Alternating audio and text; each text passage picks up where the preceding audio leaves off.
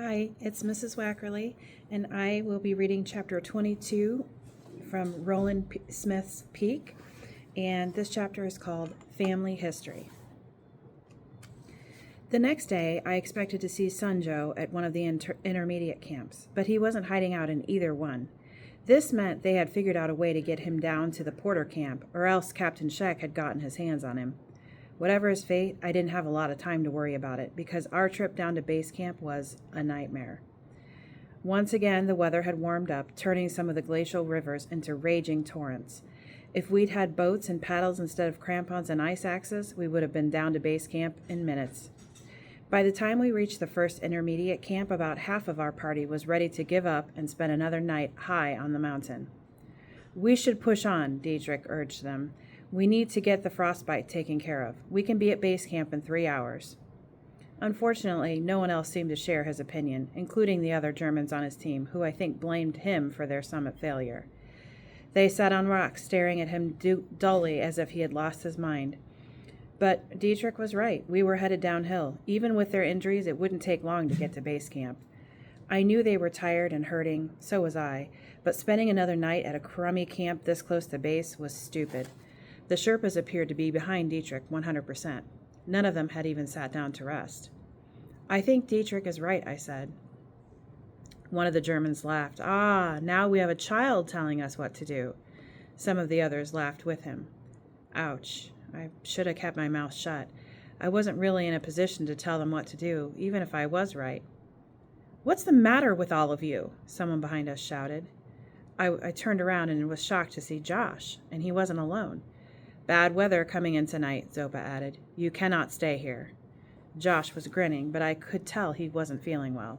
His eyes were bloodshot, and he looked pale and haggard.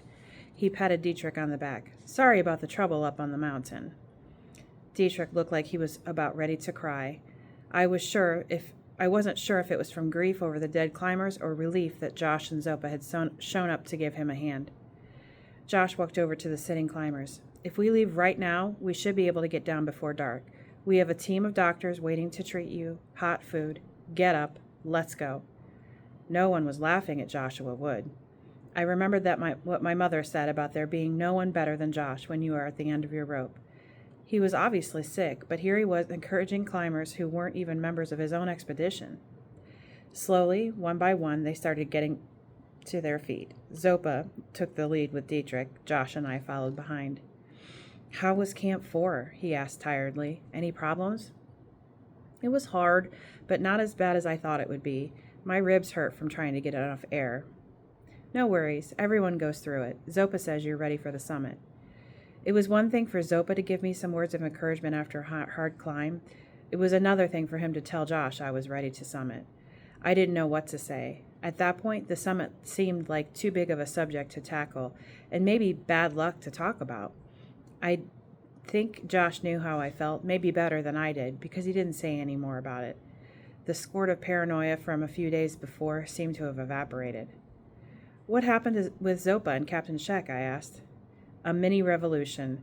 As soon as the porters and Sherpas heard about Zopa's arrest, they all gathered around Scheck's headquarters to hold a silent vigil. They were there when the chopper landed. Scheck tried to disperse them, but they wouldn't budge. He hauled Zopa into the building, hoping to outweight them, but that didn't work. They'd still be there if he hadn't cut Zopa loose. He had no choice but to let him go." "And Sunjo?" "That's the best part. Scheck pulled all the soldiers back to headquarters, which made it easy to sneak Sunjo back into the Porter camp. If he hadn't detained Zopa, I'm not sure how we would have gotten Sunjo off the mountain. He might have had to stay at one of the intermediate camps until we tried for the summit." "Why is Captain Scheck so worried about him?" "I think he knows more about what we're trying to do than he's saying." "How do you find out?" Josh shrugged. "It's hard to keep a secret up here, even if everyone keeps their mouths shut. Speaking of which," he slowed down, "your mom called." The grin was gone. His easy-going mood had completely changed. "Why'd you write her?" he asked. "Because she wrote to me," I said, a little more belligerently than I had intended. I guess my mood had changed too. Josh looked confused. I knew that one day I'd have this conversation with him, but I didn't think it would be at 20,000 feet with him sick and me so tired I could barely lift my feet. But I guess there was no ideal time for something like this. I thought we had an agreement, he said. I thought we were going to let me handle your mother. There was no agreement, I said, and I didn't think anyone could handle my mother. We glared at each other. The least you could have done, he said, was to tell me that you wrote her so I wasn't blindsided. The least you could have done is to write me back. What the hell are you talking about? I sent you letters. You mean when you were a kid? Yeah. So? You got the letters? I shouted. He stopped and pulled his goggles around his neck. Yeah, I got your letters. What does that have to do with telling your mother about Everest? Everything, I said. He didn't get it, and he didn't seem to care. Well, she's royally pissed off, he said. It was all I could do to stop her from flying over here and yanking you off the mountain. At least I think I stopped her. She wants you to call her as soon as you get to base camp. Fine, I said. She insisted I take you to the top myself, which screws up everything. I'm either going to have to go with you to end Sunjo, or you'll have to join my team, which means there will be a long delay in your summit attempt because it looks like we'll be the last team to go. I'm in no shape to climb, and neither is anyone else on the team. Lucky you have a backup in Sunjo, I said. Either way, you'll get the youngest climber in the world to the summit. Is that what this is about? He asked. You're mad because it's not just about you anymore? It was never about me, I said. It's always been about you. I walked away from him, past the injured climbers, past Dietrich's, past Zopa, arriving back at base camp a half hour before any of them. I barged into HQ, grabbed the sat phone, and punched in the number as I stomped over to my tent. Mom answered on the first ring. Peek. I got a little choked up when I heard her voice, and it was a second or two before I could respond. Hi, Mom. Silence. That went on so long that I thought I'd lost the connection. You should have told me, she finally said. I was tempted to say that I had told her in the Moleskine, but I knew that wouldn't fly. Sorry, I said. That didn't sound very sincere, but I'll accept it. How'd you do at Camp 4? She asked quietly. I was shocked at how calm she was. It was hard, I answered, but I'm good. Are your ribs okay? A little sore, but yeah, they're fine. You're not mad? Furious. That was more like it, but she didn't sound furious. Josh told me you were sick. I'm over it, but a lot of the others have it now, including Josh, but I didn't tell her that. I know, she said. Since I got your journal, I've been surfing the Everest websites. Looks like a lot of climbers are leaving the mountain. I also read about the deaths at Camp 6. I walked down the mountain today with the German team leader. I told her, his name is Dietrich. And how is he? I don't know. Devastated, I guess. And how are you? What do you mean? Well, 4 people died less than a mile away from you, she said, sounding a little more like my mother. Any thoughts on that? Feelings? Reaction? I didn't know what to say. I feel bad didn't quite cut it. Mom was just getting warmed up. 4 people died on the mountain. Human beings peak with mothers, fathers, brothers, sisters, children, wives, husbands, girlfriends, boyfriends sitting at home worrying about them. By now they've gotten a phone call or an email with the bad news. Sorry, your husband, wife, daughter isn't coming home. No, we can't retrieve a body above Camp 4. It's too dangerous. I reached my tent and climbed inside. Let me ask you a question, she said. Go ahead. Do you think you're a better climber than the 4 who died? No. Do you think you're luckier than they were? I guess, I said. I'm alive. That's not what I'm getting at. You're saying that the same thing could happen to me. You're not on the wall in the back of our cabin or climbing Camp Peak. You're on Everest. People die up there, Peak. You might die. The guys who died weren't acclimatized, I protested. They should have waited.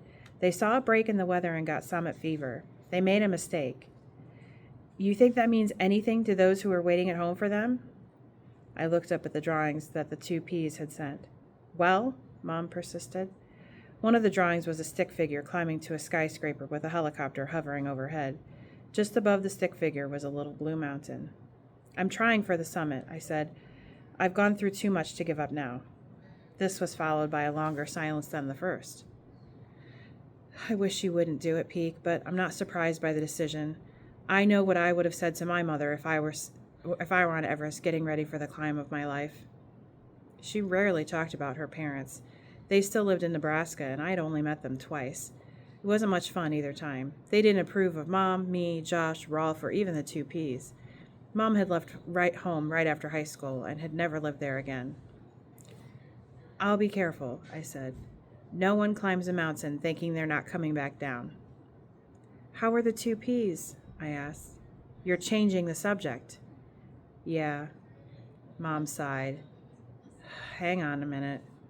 About 30 seconds later, the sat phone earpiece was filled with a pair of screaming, giggling 6-year-olds.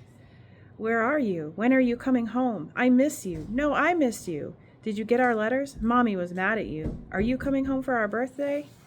This went on for a while, and I just listened with a big, stupid grin on my face.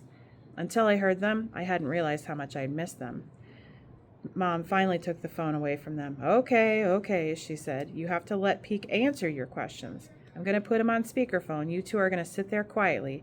If you make one sound, the phone call's over. I heard a click. I miss you too, I said. I'm on a big mountain called Everest, in a country called Tibet. I have your drawing hanging up in my tent. I'm looking at it right now. I'm not sure if I'm going to be there for our birthday or not. I have to get to the top of the mountain first. Can I ask, Mommy? Patrice asked. Yes, but only one question. Then Paula can ask a question. Then you both need to go back to the kitchen and finish breakfast or you'll be late for school. But no, Mom cut her off. One question each, then back to breakfast. Do we have a deal? The twins reluctantly agreed. Did you get our other letter? Patrice asked. The heavy one? Not yet, I said, but I'm sure it's on its way. The mail is very slow where I am. My turn, Paula said. Mommy gave your black diary to Mr. Vincent. I hope he likes it, I said. He's funny, Paula said. Okay, that's it, Mom said. But he didn't ask a question, Paula complained. We had a deal. Both of you go back to the kitchen. There was some grumbling and whining, but the two Ps obeyed. What time is it there? A little after 8 in the morning. I hadn't even thought about what time it was. Mom had been probably waiting all night for my call. How's Rolf? He's out of town on a business trip. He'll be back tonight, and he's going to be upset that he missed your call. Mom sighed. Peek, I gave it my best shot to try to talk you out of trying for the summit, but now that the decision has been made, you need to focus on the task. You can't think about me, Paula, Patrice, Rolf, or anyone else. To stay alive, you are going to have to think only about yourself. Do you know why I quit climbing? Yeah, I said. You fell from the wall in the back of... No, she interrupted. I quit because of you. What? With some work, I could have gotten my climbing condition back. In fact, the reason I went for that climb the day I fell was because Josh wanted me to get back on the circuit with him. Just before I fell, I was thinking about what would happen if a rattlesnake slithered up to my baby strapped in his car seat down below. If I'd been thinking about the climb, I would have realized the rock I grabbed was loose before I put weight on it. To climb at Josh's level, you have to be completely selfish, Peek. When you were born, I couldn't do that anymore. I have no doubt you have the physical ability to summit Everest or any other mountain you want, but you may not have the ability to not care. For the next few weeks, you have to harden yourself inside. Your guts and heart need to be stone cold. I didn't do a lot of high altitude when I was climbing, but I did enough to know that the thin air messes with your brain. You need to forget everything else and concentrate on the climb. You have enough experience to know when it's over. And when it's over, don't take another step higher. If you do, it could be over for good. Turn around. There's no shame in it. Live to climb another day. And when you come back down, I hope that good and caring heart of yours thaws. It's the most important muscle you have. I love you, Peek. And with this, she cut the connection. I don't know how long I lay there thinking about what she said, but I can tell you there were plenty of tears. As the blue light through the tent faded to dark, I was still lying there when the flap opened. It was Josh. You have the sat phone? I sat up. Yeah, sorry, I should have brought it back. I gave it to him. So you talked to your mom? Yes.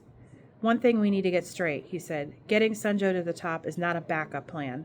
I'm giving him a shot because I owe him and Zopa. What do you mean? 2 years ago, Kitar saved my life. Sanjo's father? Up on K2. You're the climber who survived. We'd been snowed in for 3 days. No food, no O's, no hope of survival. I watched my climbing party die one by one until I was the only one left. I should have been next, but Key-Tar came up the mountain through the worst blizzard I've ever seen. He came alone. None of the other Sherpas would come with him. He all but carried me back down. When we got to base, we stumbled into the aid tent. I took one cot, Key-Tar took the other. While Leo was treating my frostbite and giving me IV fluids, the man who saved my life died not 4 feet away from me. His heart gave out. I didn't even get a chance to thank him. I thought you ought to know. He closed the flap, and I heard footsteps crunching through the snow as he walked away.